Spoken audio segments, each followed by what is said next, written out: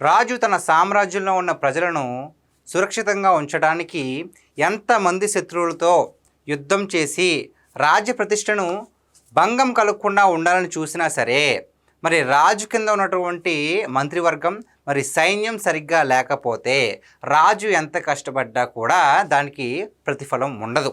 Same ఇదే situation present Janasena పార్టీలో కూడా ఇలాగే జరుగుతుంది.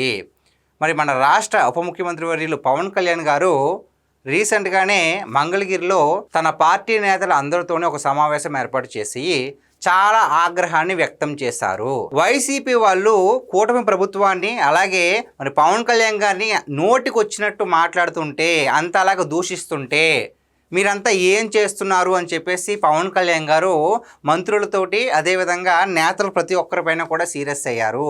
మీరెందుకు వ్యతిరేకత చూపించట్లేదు, మీరెందుకు మీ గళాన్ని విప్పట్లేదు, మీరెందుకు అసలు స్పందించట్లేదు అని చెప్పేసి పవన్ కళ్యాణ్ గారు చాలా అంటే చాలా మండిపడ్డారు.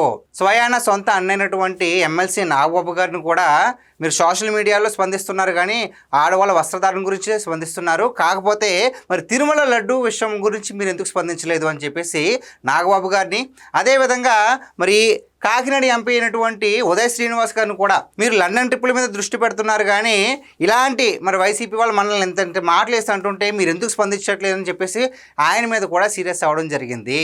అంతేకాకుండా ప్రతి ఒక్కరి లిస్ట్ నా దగ్గర ఉంది. మీరు ఏమేమి పనులు చేశారు, ఏమేమి చేయబోతున్నారు, మీరు ఎక్కడెక్కడ ఎంత లంచాలు తీసుకుంటున్నారు, ప్రతి ఒక్కరి గురించి నాకు తెలుసు అని చెప్పేసి ప్రతి ఒక్క నేతని కూడా గట్టిగా హెచ్చరించడం జరిగింది.